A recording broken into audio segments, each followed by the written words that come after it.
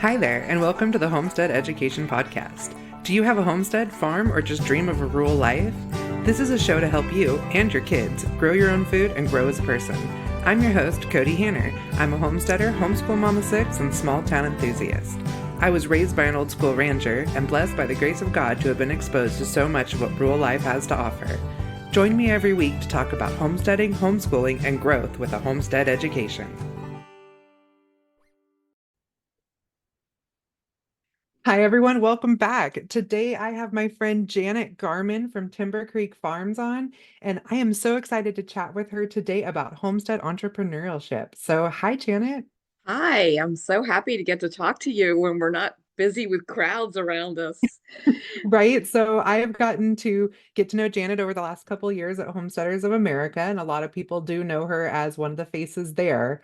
But Janet has so much to offer when it comes to homestead entrepreneurship. And do you want to go ahead and tell everyone a little bit about you? Sure. So we've been farming our property, our family property in Maryland. We're near the Chesapeake Bay, for about 30 years now.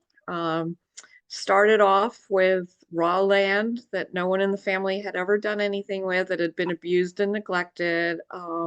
So that was a lot of work to start with. I've always been a little like jealous of those who get to start from scratch, Yeah.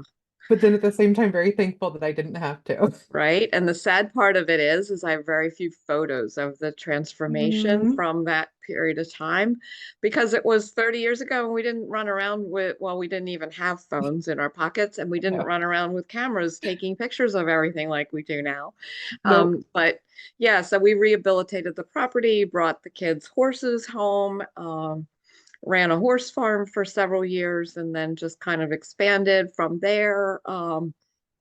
Into goats, poultry, beef cattle, pigs, turkeys. So we've pretty much raised everything. And of course, the sheep are near and dear to my heart, which was something I didn't expect. But now I'm so proud to call myself a shepherdess.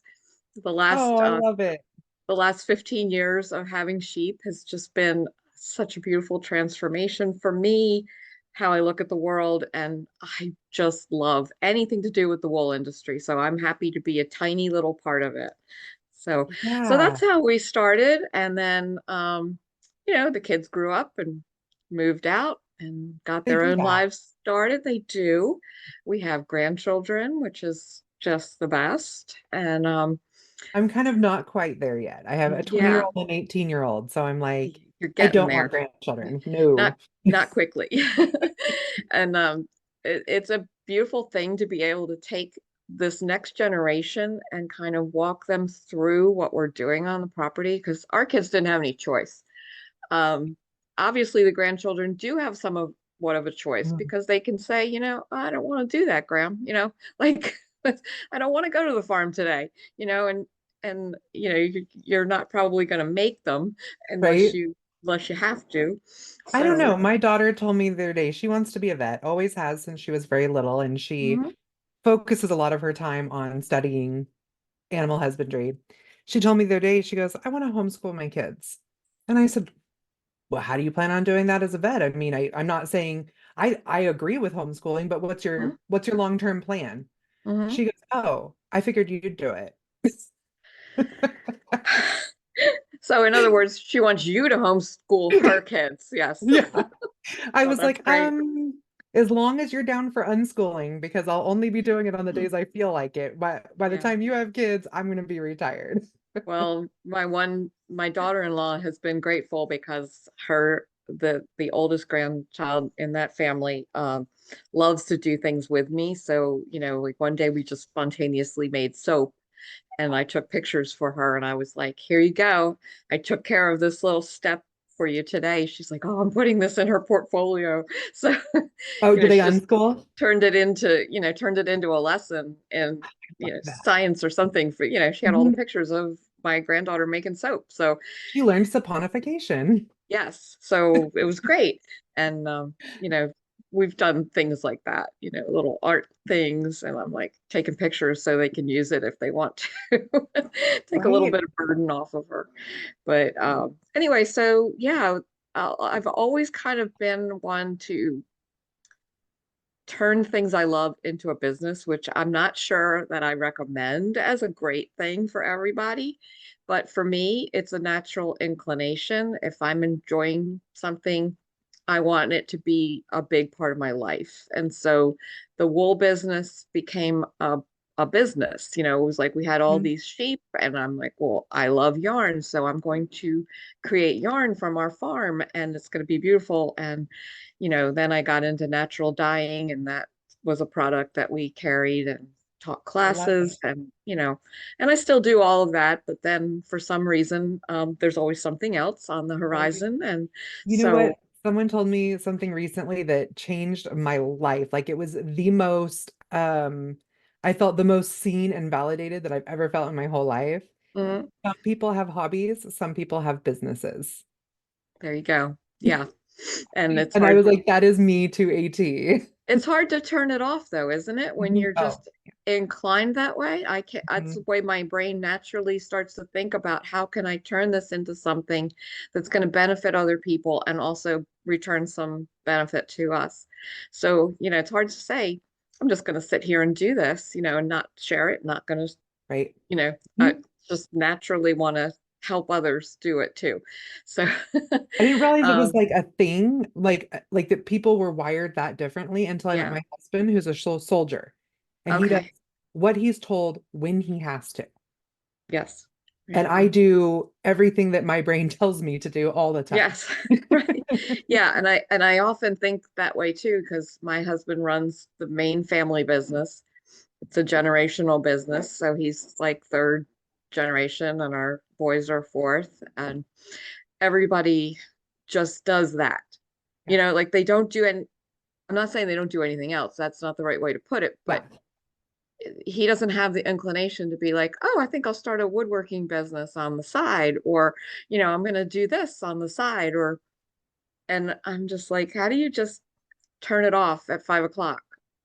Like, how Yeah. do you do that? Because I would I love to asked my just say, husband, like, what brings you joy? And he's like, oh, like us, right. our life, I guess. And I'm like, Yeah, okay, I know. Yeah, how so do it we sounds very monetize that?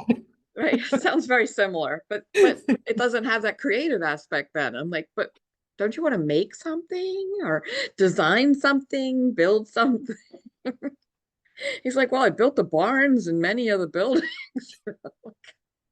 That's true. You work very hard, but he wouldn't do it if it wasn't for me bringing home more animals. So, And I hear this a lot across the board with all of, I'm going to say the women, like the women that we come in contact in our business are mhm. all very entrepreneurial minded. It seems that way, doesn't it? I think that's the Hmm. circle that we're in. We're in that kind of realm, and people are attracted to other people that understand that. So, Yeah. I think that's good. It's very encouraging, for me to see other people doing similar types of lifestyle, and Hmm. they're not just like, oh, I just do this, Yeah. which is fine. Like, I'm not criticizing people who are very focused and single-minded. That's good, great. I Hmm. just have never been that way. Well, And and then so, also, like when I moved to the community I moved to, which is a very small community that has always been very grassroots, somebody told me if you live in this town, you have to have six streams of income because one of them's always going to shut off. And mhm, and it wasn't a bad thing about that town. It was just how people function there. yeah, And yeah. it like just made so much sense to me that I always like, especially when my kids were little and I was a single mom, like if I'm sick and I have to take the day off work, I don't pay the power bill. Hmm. Like I literally, if I need to take a day off because myself or my kids are sick, I have to pick a bill I'm not going to pay. Hmm. And I didn't want to live like that anymore. Right.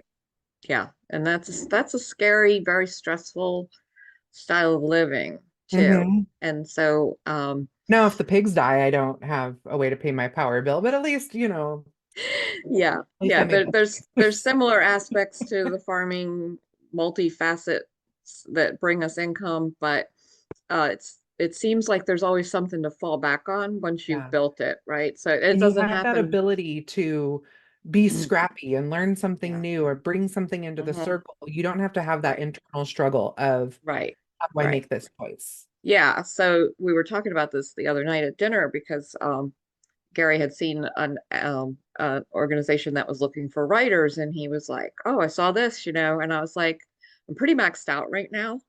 Like I actually said that. I was Oh, like, "I would like to not be totally lunatic on every level." I said, "I'm sure they will find writers. I don't need to join that one."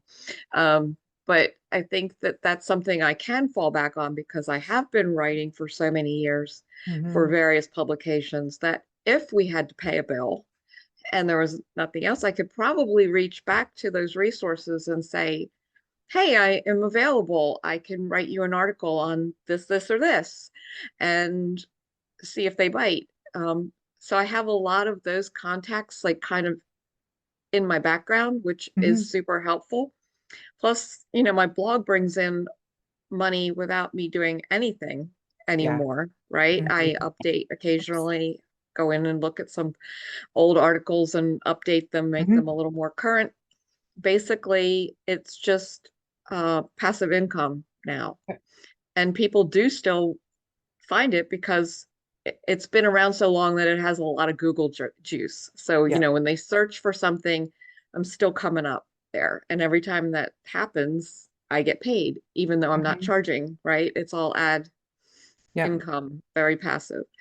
So there's things like that that are And sometimes it entrepreneur. doesn't feel like that right away, but it builds. It does build, and you have to stick with it for a number of years. And unless you just, I don't know how you would, there's not really that much viral material left out there to do in the blogging industry. So you have to It really is not. build your following, keep sending people to your articles, and Mhm. eventually it starts to pay off. It And really, and it's also like people wait to hear what book I read next. yes. And so I know that once I finish my book, even if I just post it to my stories for like 24 Hmm. hours and add a link to it, that my Hmm. affiliate sales are going to spike right Yeah. then, Yeah.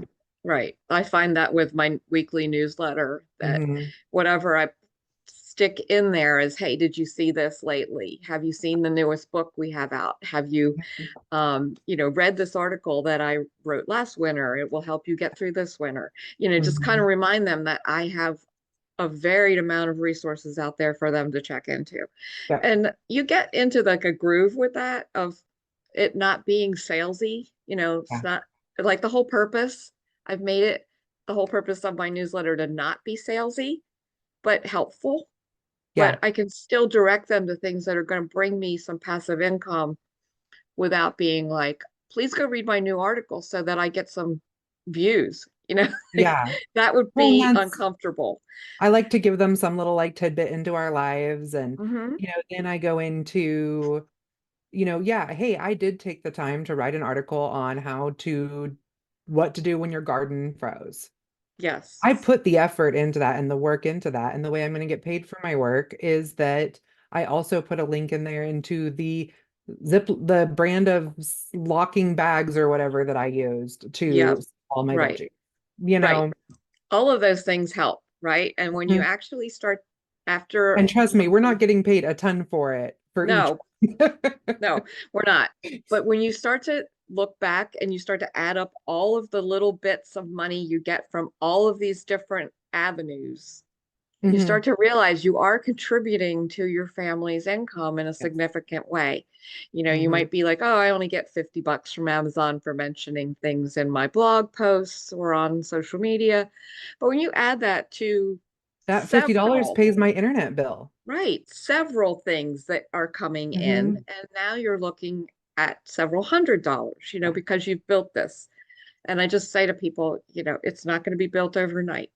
You're not going to, but having your own website as part of your um, entrepreneur life is something nobody can take away from you. Whereas social media can switch and change and everything else, but having your website and your email list is your gold. Like Yeah. that's what you need to protect the most, in my opinion. Um, everything else could go away, but you would still own those things. So Absolutely. I mean, there's so much movement in some of these things. And I even was thinking when you were talking about, oh, I could hop over and like write an article.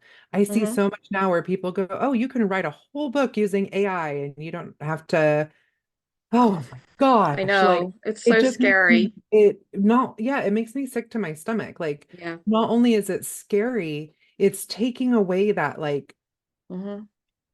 personal piece Yep. to it and that those personal experiences that's Hmm. why I reach for books, you know. Right. I mean, I love historical books and you know, ag history and that type of stuff, Hmm. which is all facts, but those stories and that personal touch and somebody Yeah. else's point of view is Hmm. what draws me to them. Right. And then, and we used to hear back in the day, that machines were going to take over people's jobs and they wouldn't have their jobs in factories or assembly lines anymore. And this is the same thing. It's just hitting the intellectual community. People who Mhm. want to share their ideas in written form. AI is going to make that more difficult.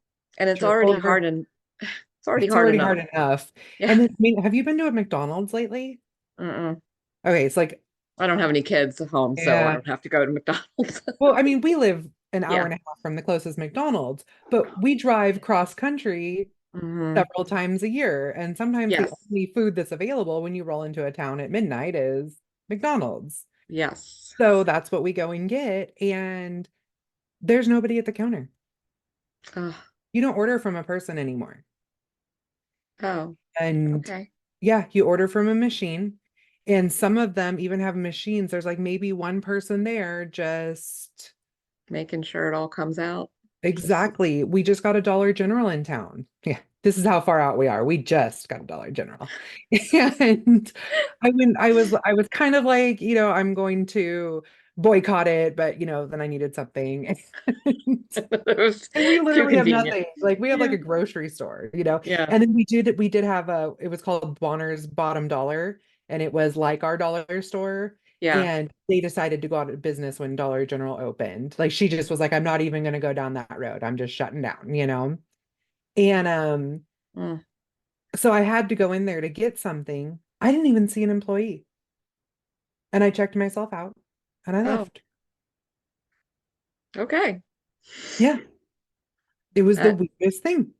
that is weird, especially, where you say like you're way out in the country and you're not in a big bustling city, No. and to think that it's come that far, that Yeah. yeah, I'm not super comfortable with all of this. No, although we got our first fast food restaurant, a Sonic, and there's like 15 kids working there. So that's kind of cool. Oh, that's good. Yeah, Yeah, I enjoy that. that is good. And you know, So, like I'm a homeschool mom, that I'm a 4-H leader, and my kids play ball, so I know all these kids, and it's awesome. right. So, Yeah, so that is fun. Yeah, that's yeah, good. Well, I think we need to definitely have more employment for young people so that they know yeah. what it's expected and Luckily, it's not. around here, they can still get jobs on farms. So, That's good.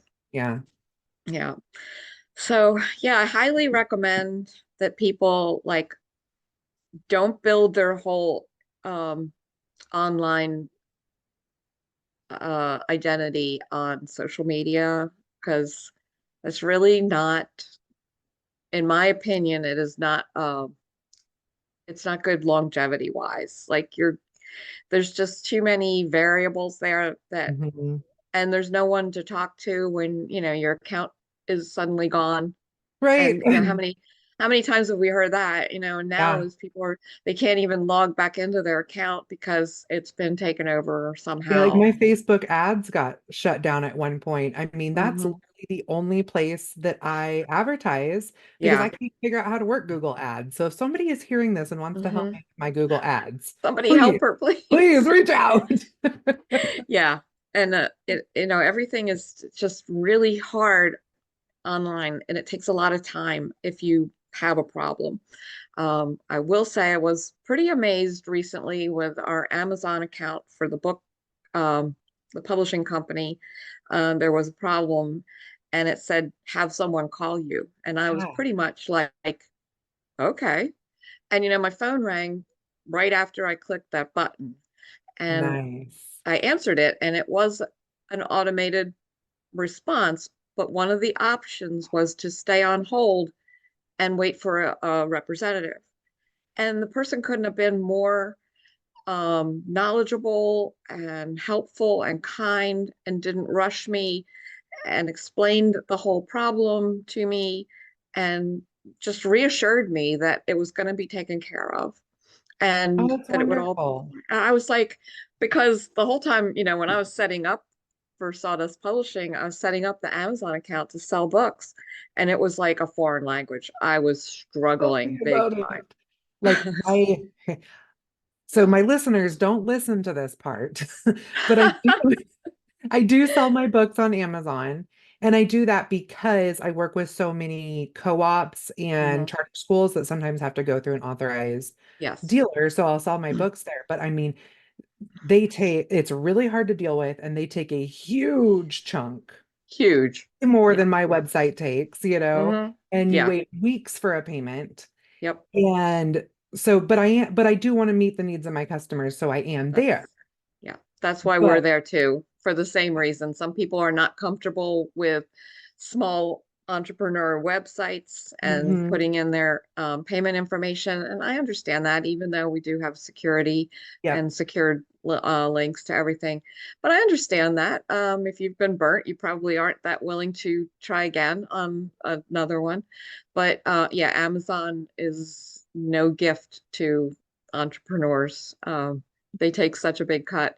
they And, really do. I explain that to all of our authors, that, you know, you can go ahead and promote your Amazon link, the Amazon link to your book if you want to, but here's why I don't recommend that you do it. Because not only are we going to take less, you're going to take less too, because I can't pay you for something that we didn't bring in. So, Yeah, I can't give you royalties on the full price of the book when we only made three-fourths of the price. So, exactly.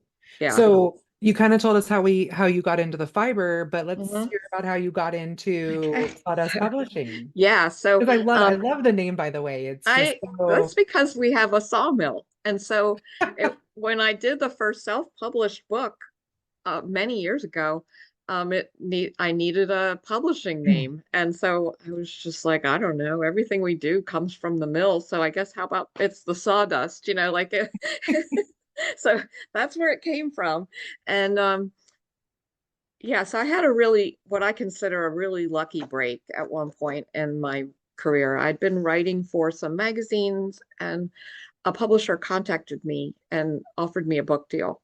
And I was amazed. I was like, yeah, because I had talked to other publishers before, and a lot of them wanted me to write about things that I didn't feel comfortable writing about, that I didn't feel were the right practices, or I didn't feel it was the right voice for me. And so, I'd been trying to break into the publishing world, but I just hadn't really found a good fit.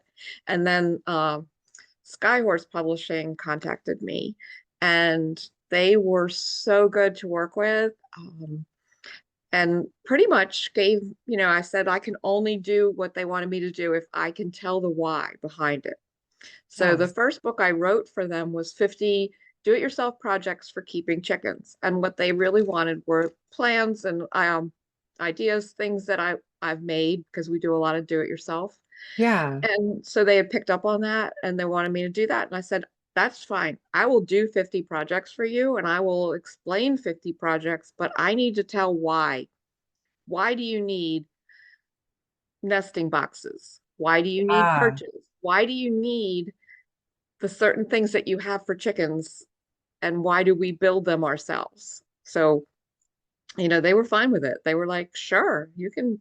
So I put in all the chicken care behind the project. Like, I why is love that. And my reason for that is okay, like, what does Joel Salatin call it? The Homestead Tsunami. yeah. I say it's like a learning revolution, but Hmm. it's people have realized where we went wrong, and they're like racing back to their rural roots. Yeah. It's like the westward expansion, but it's out of the cities, you know, Yes. and people are so excited and they Hmm. want to learn, but they don't know what questions to ask because they Right. haven't been exposed to it. And Yeah. so teaching the questions that people don't know to ask, that is Yeah. absolutely what we need to be doing in our Yeah. realm of what we do. So I totally agree with you, and I won't do anything without explaining why it's necessary to do that. Yeah. And so that book came out, and then it's been out a number of years now, maybe eight 8 years, I'm not sure. Then I had an idea. Well, then the publisher wanted me to do one on goats, the editor, and I was like, not ready. That was a lot of projects, 50 projects, right? So I was like, Yeah. so uh And, backyard and goats are liquid. You need to have like watertight fences, and that's a lot of work. do-it-yourself projects for chickens came out in 2017, I think. Nice. And then right away was like, do you want to write the same book but for goats? And I was like, no, no, we're not physically ready for that, because it was a lot of building and a lot of materials. And I had another idea. So I presented my other idea to her, which was resulted in this book, Oh, which is The Good Living Guide to Keeping Sheep and Other Fiber Animals. And I said, what I want to do is write the story of wool to product, whatever you do with your wool, all the different yeah. aspects. But I want to highlight the people that are doing it. So in between the parts of the book, I um, added things like, here's a shearer, and here's her working, and Uh-huh. here's her words. And so I highlighted them and kind of spotlighted what they do. That is And beautiful. yeah, it was all people from all across the country that I interviewed and told their story. So that's still my heart book. Like that book was Yeah. everything I wanted to give back to the wool community is in that book. It's a beginner level. What should you do if you're thinking about getting fiber animals? How do you care for them? What do you need to think about? Hmm. But the story behind the story too. Like not just, I oh, love here's that. what you have to do. You have to shear and you have to do this with it. And you have to do that with it. Well, then what? What are you doing it for? You're like, Hmm. okay, what's the purpose? So Right? so that was great. Then I finally agreed to do the goat book. I did the goat book. So so the chicken and goat books are like companion books, and then I have this book, and then I turned down a couple because they just didn't feel right. And then I started kind of writing some other things and did a book on natural dyes and how to use natural dyes, and helped my daughter do her cookbook, and just kind of, I saw that. and I did a children's book, and so I was kind of like thinking, and I'm like, you know what? I come across people all the time, particularly at HOA, at Homesteaders of America every year, that are like, oh, I wish I could write a book.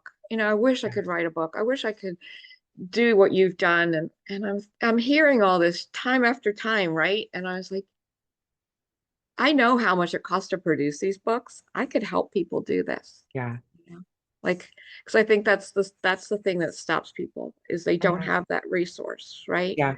Well, we're at a different stage in life. We've already put our kids through school. We're empty nesters, our Yeah. mortgage is paid off. It's not like It's we're rich, but expensive to print books, which is, I yeah, mean, that's a lot of people are like, oh, your books are so expensive. Must be nice for you. And I'm like, they have no idea what you paid to make that happen. But I just started thinking like I think there's a way to build a company where people have a say in what they're writing, what they're publishing. But if it's money that's the problem for them getting that book in print, I think I yeah, can come up with a way for it to happen. And that's so wonderful. that's what we built our premise around, our business plan. And so far, we're 1 year in. It's working well. Four I books mean, came out last year. I was gonna say, I think I have it sitting right here. I have Rachel's Uh, book, yes, and it yeah, is Rachel's book did beautiful and I wonderfully. love it. Hmm. This isn't my copy. This is a copy she sent with me to give to other people. So Good, good. so it So looks all brand new. My copy does not look brand new. well, that book was a phenomenon. I knew it would do well in a niche market. I Hmm. had no idea how big that niche market was. Right. Um, that we did a second printing within 4 months. We'd sold out completely. I love it. They just gave me chills because I love her story. I had her on the Hmm. podcast Yeah, and yeah, she's amazing. Does a wonderful job at explaining why sheep are a viable option for dairy animals. so many people have caught on to this, and she's really encouraging this whole another field of dairy, which is wonderful. And, I Because grew up like in you a said, very, yeah, I grew up in a very fiber heavy area.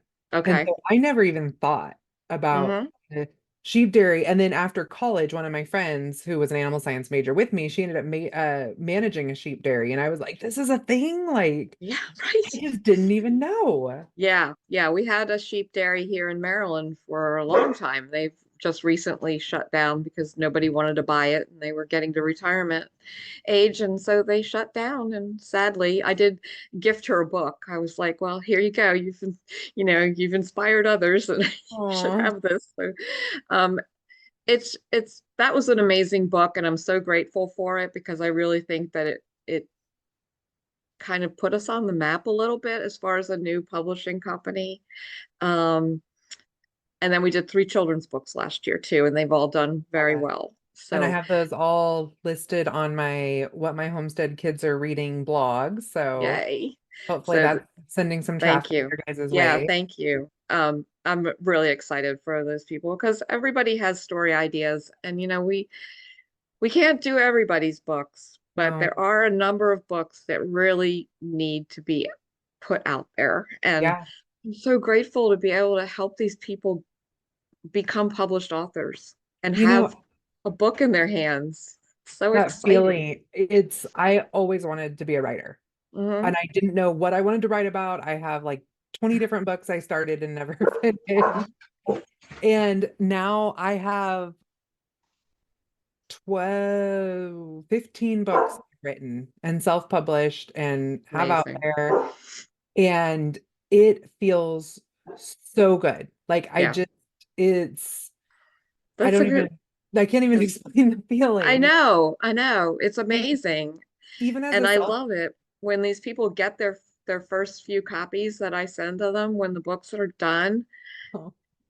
I just love the whole feeling of it, right? It's yeah. just like, oh my gosh, they send me pictures that their husband took or their wife took of them holding their new Aw. book. And I feel that because I know how overwhelming it was for me when I got a copy of my first book, Mhm. like Even so as a self-publisher, like one of the things I teach on, because I teach people how to like find reliable sources. I even say yeah, like it is such a beautiful thing that there's so many self-publishers out there now, but make sure you're researching them yes. Hmm. because people Yeah. can go say whatever they want to say now. Yeah. So as I So told I you love before, that you're giving people that validation behind yeah. their books that somebody else has looked at it and And we have a wonderful team. It's all very professionally done. nice. Our design team is, they have years and years of design work behind them. So we're not their biggest customer, but they are working with us, and I'm so grateful. Oh, that's Uh, wonderful. my daughter is an editor, and she is also now my managing partner, and she's a homeschool mom herself. Love it.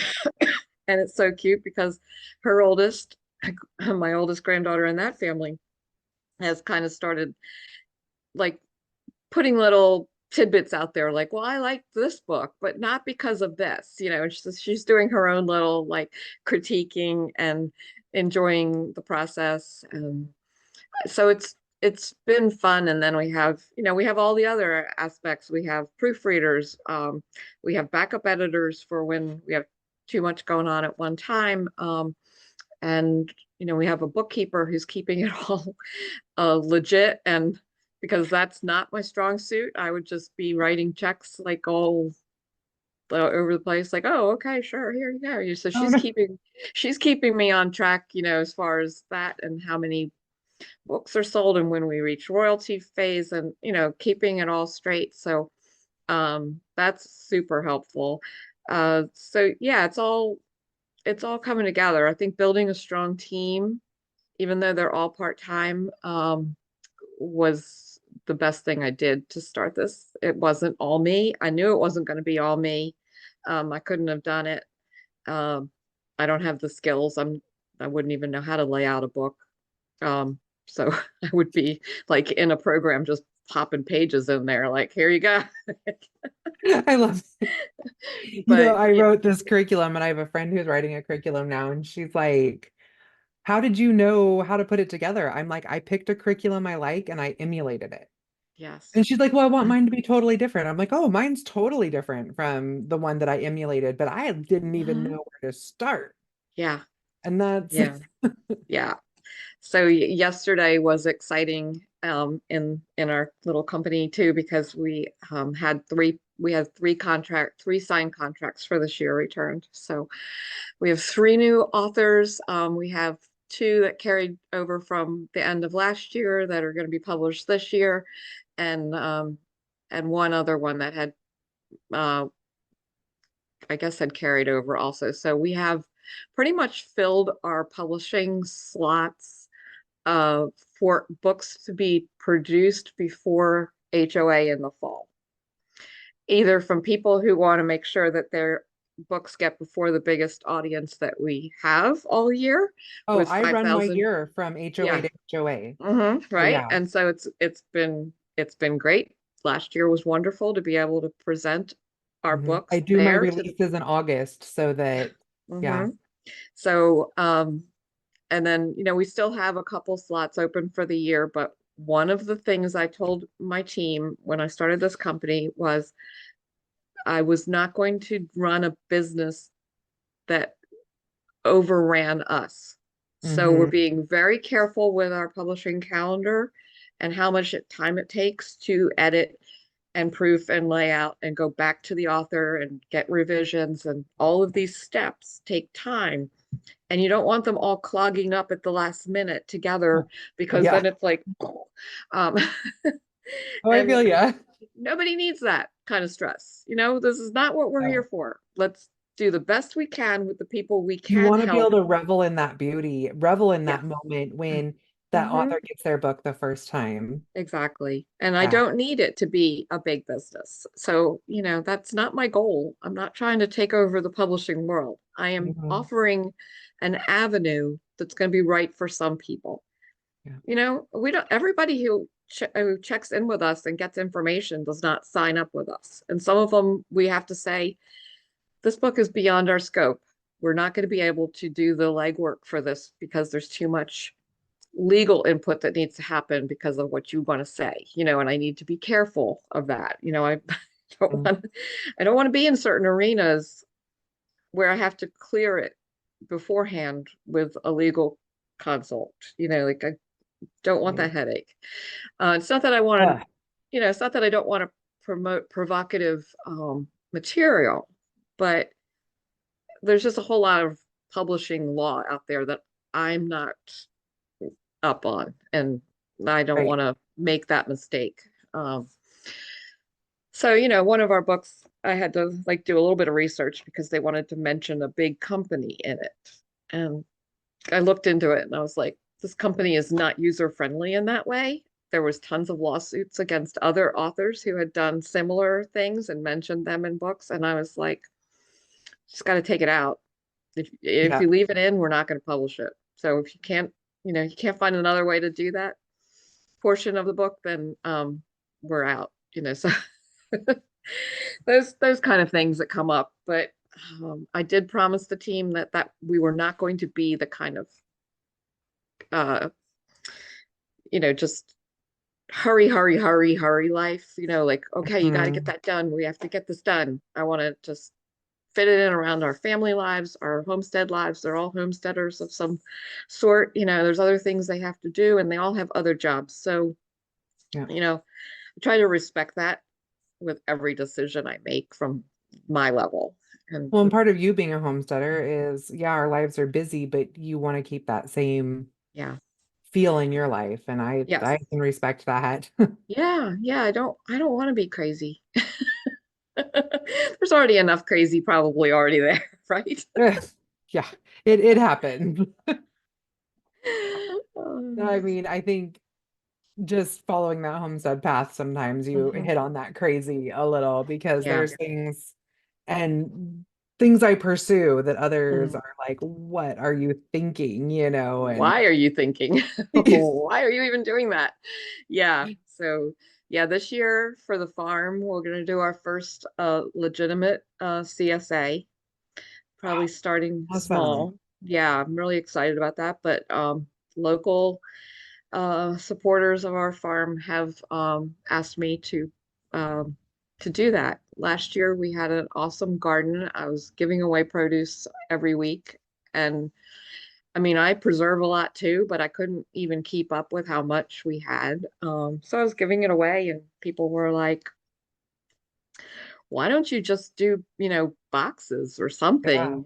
They didn't know what a CSA was, but they were like, people would buy this. And I was like, Mhm. I don't need to sell it.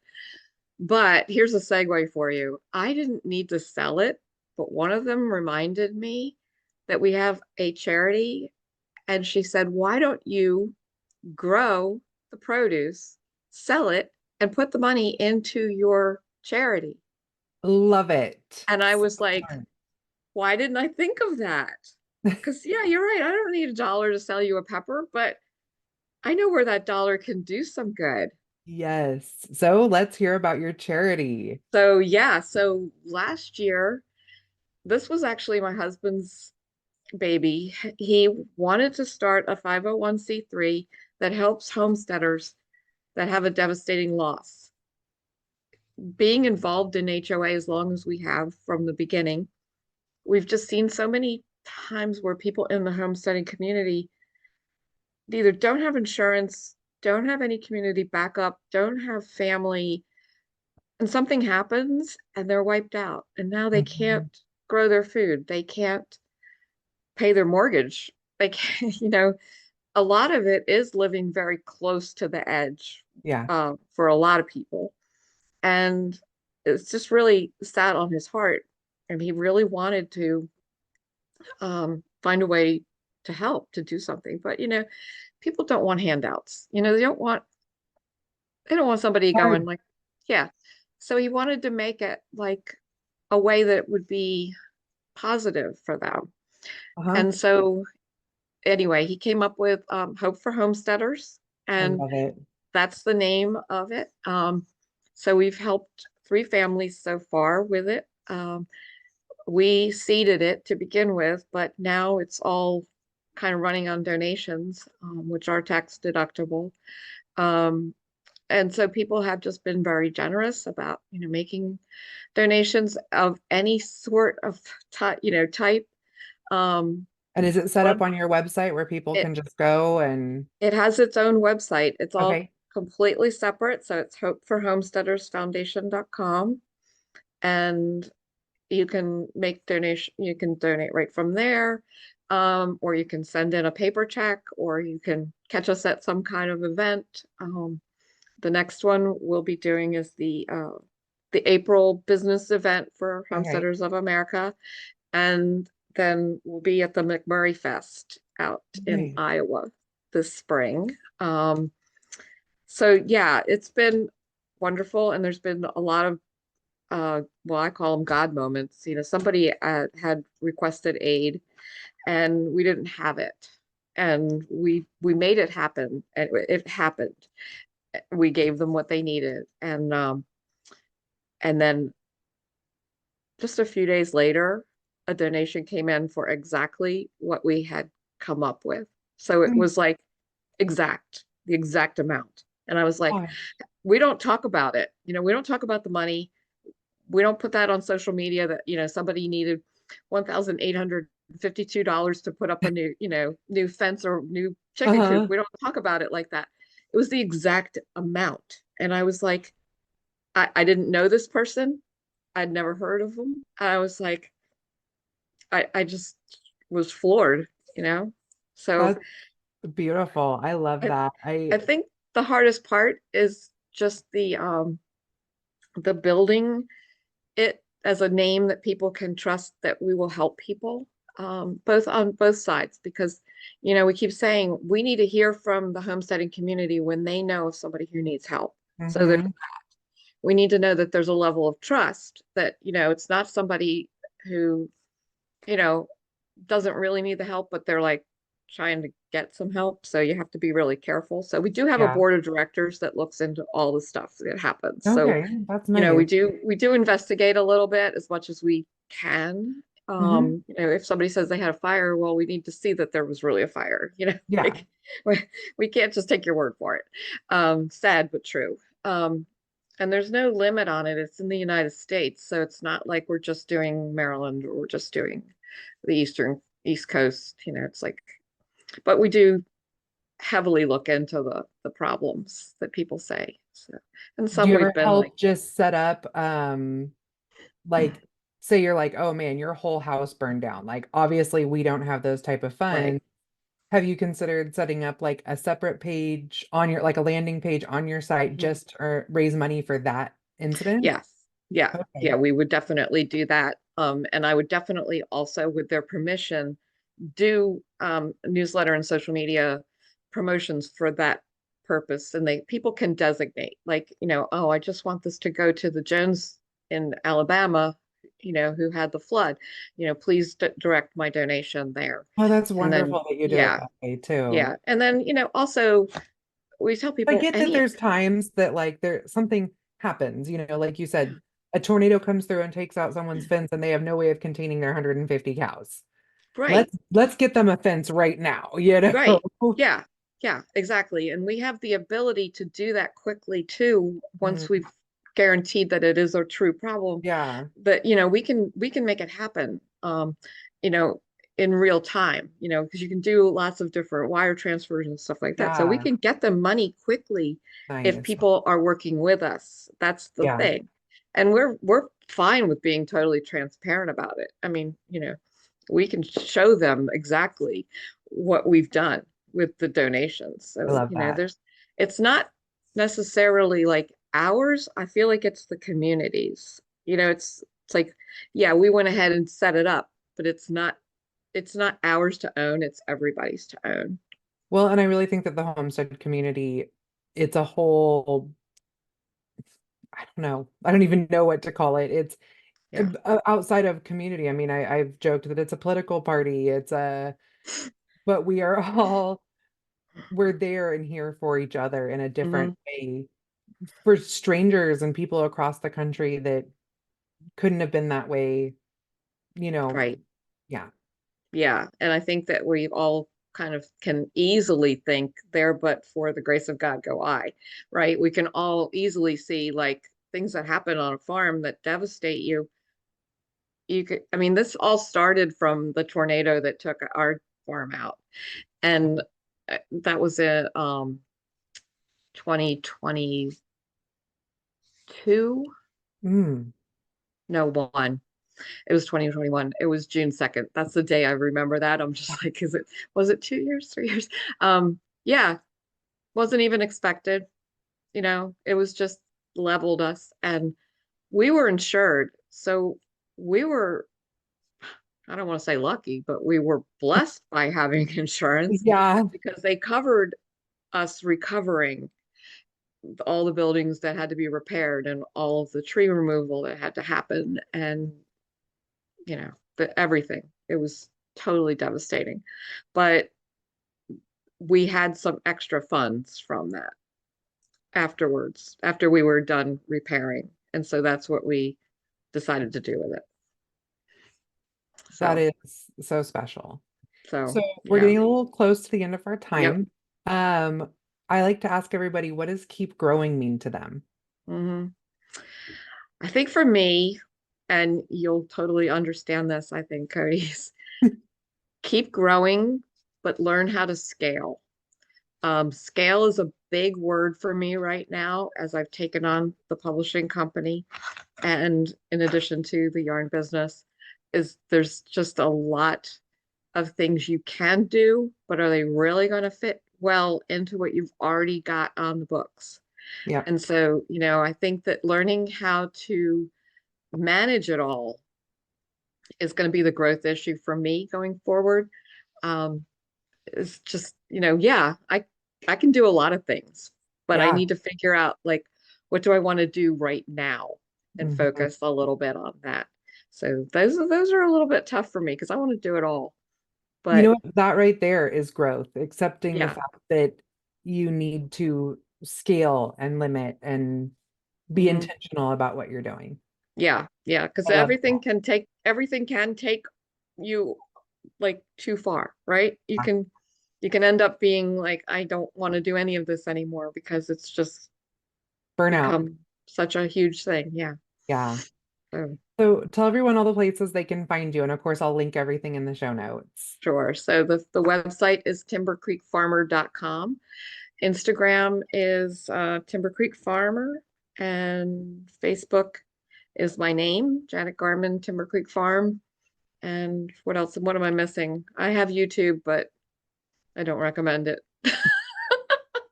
I feel you. I'm very awkward on video presentations. I feel you. So I can do this. Maybe if I only did interviews on YouTube, Right. that would be great.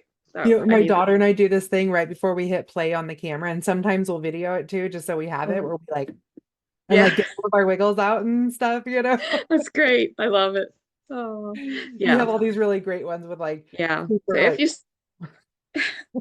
if you stop by, especially I'm on Instagram, I guess primarily. If you stop by, tell me that you heard about me on this yeah, interview because I like to know where people come from. And I'm not an entertaining account. I'm more of an educational account. I want to help you raise healthy animals. That's the premise of my Instagram is doing healthy things with, farm life. So keeping your animals healthy is one of the main things. that's perfect. So everyone go say hi to Janet and Yep. say that you saw her on the Homestead Education podcast. Yes. So thank you Thank so you. much, Janet, and look forward to Thank seeing you. you again. This was wonderful. Thanks, Kody. Thank you for joining me today at the Homestead Education, and I hope that I have given you something to think about this week. To help others find me, please comment and leave a review on your favorite podcast player.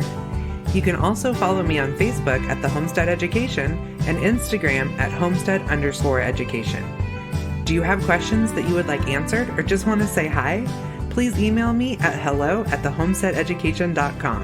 Until next time, keep growing!